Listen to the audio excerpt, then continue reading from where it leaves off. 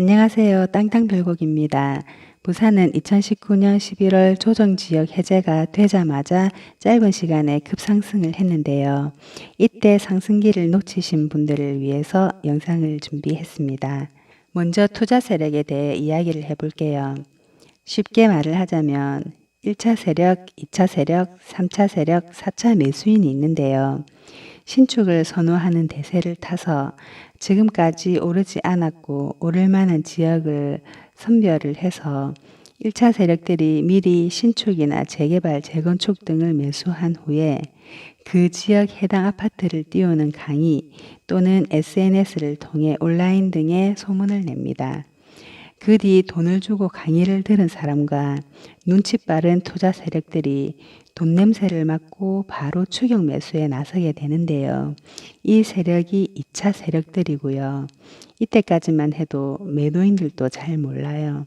지금까지 안 팔렸던 집을 누군가 산다고 하니까 덥석 팔아버립니다. 그러면서 쌓여있던 매물은 소진이 되고 금액은 오릅니다.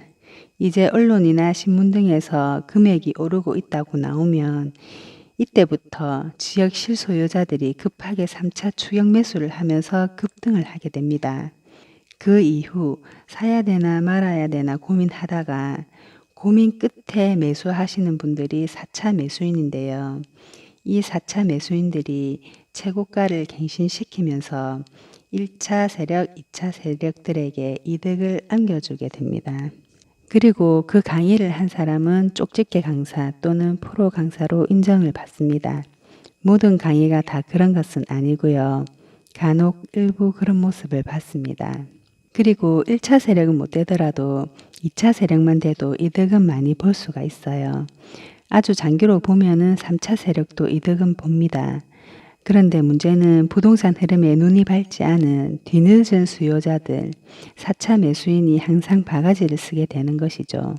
나는 돈이 많으니까 큰 상관없어. 어차피 집값은 우상향이니까 나는 장기로 보고 실수요자로 들어가는 거니까 상관은 없어 라고 겉으로 말은 하지만 무리를 해서 꼭지를 잡으신 분들은 대출이자 꼬박꼬박 내면서 우울감과 자괴감은 아마 이루 말로 표현을 할 수가 없을 정도일 거예요. 옛날에는 보험회사나 은행에서 VIP를 상대로 암암리의 투자 지역을 소개하고 단체로 와서 매수하는 광경을 2번 정도 본 적은 있는데요. 요즘은 젊은 사람부터 모든 사람들이 부동산에 관심이 많고 SNS 발달로 정보를 공유하면서 무리를 지어서 투자를 합니다.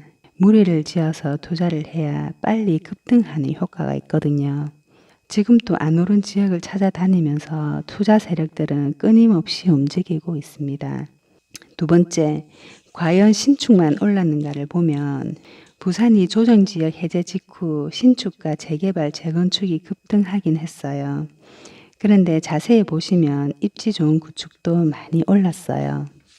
그리고 잘 살펴보시면 2018년, 2019년 하락기 때도 끄떡 없었던 구축도 있고 오히려 상승한 구축도 있습니다. 대신 입지가 좋아요. 입지. 오른 금액이야 당연히 신축이 많이 올랐죠.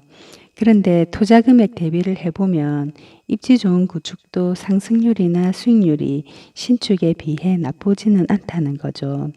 그럼에도 불구하고 신축만 오른다 하더라, 구축은 안 오른다 하더라 하는 말만 어디서 듣고서는 계속 집도 안 사고 무주택으로 사시는 분이 계시더라고요. 신축이 오른다도 아니고 왜 신축만 오른다는 말이 유행처럼 번졌을까요? 사실 신축, 재개발, 재건축 쪽에 투자 자금이 많이 들어갔고 그리고 투자자들은 이득을 실현해야 되기 때문에 신축 아파트 위주로 분위기를 많이 띄웠던 것도 사실이고 그 분위기 영향이 많았다고 생각합니다. 3번째, 투자 자본이 많이 들어간 곳은 지금 금액이 빠지고 있는데요. 부산도 조정지역 해제 직전 직후에 투자 자본이 특히 많이 들어간 지역의 신축, 분양권 재개발이 있어요. 특히 투자 자본이 많이 들어간 곳요. 특정 아파트를 꼭 집어서 말하기는 좀 그런데 해수동이 조정지역 해제로 대출이 가능해지면서 대출을 풀로 받아서 들어간 사람들이 많아요. 한때 물량이 씨가 마르면서 금액이 팍팍 올라갔었는데요. 지금은 매물량이 조금씩 늘고 있고 매물이 늘다 보니 금액도 조금씩 빠지고 있는 것으로 알고 있습니다. 지금 입주 시기인 아파트도 있는데요. 매물이 지금 수백 개가 나와 있고 금액을 인터넷상으로 정확하게 띄우지는 않지만 실제로 가서 보면 더 저렴한 금액으로 가능하기도 합니다. 일부 분양권도 최고가에서 금액이 빠진 게 눈에 보입니다. 경기가 확 꺾이니까 무리해서 투자에 들어간 사람들이 겁을 먹고 매물을 내놓고 있고 앞으로도 매물이 당분간은 조금씩 나올 것 같아요. 모든 신축이 다 그런 것은 아니고요. 앞서 말씀드린 대로 특별히 투자 자금이 많이 모인 지역은 지금 현재 분위기가 안 좋기 때문에 하락이 불가피해 보이고요. 그리고 3월 13일부터는 주택 매수 시에 자금 조달 계획서를 제출해야 되는데요. 부산은 금액이 6억 이상 주택 취득 시 자금 조달 계획서를 제출을 해야 되는데 신축의 경우 매매가가 6억 이상이 많고 고가 아파트일수록 증명해야 되는 금액이 커지는데요.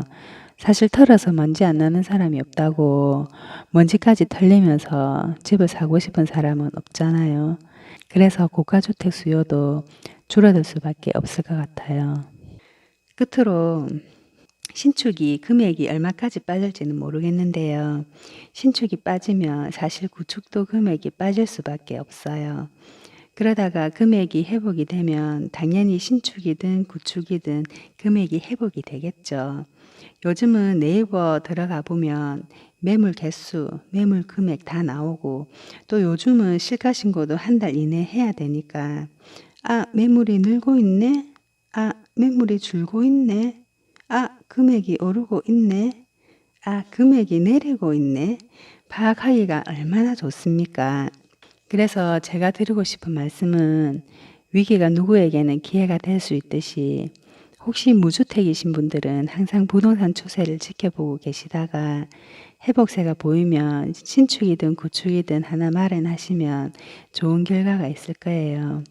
대신 입지가 좋아야 됩니다. 입지. 현재 코로나 여파로 거래가 많이 줄었습니다.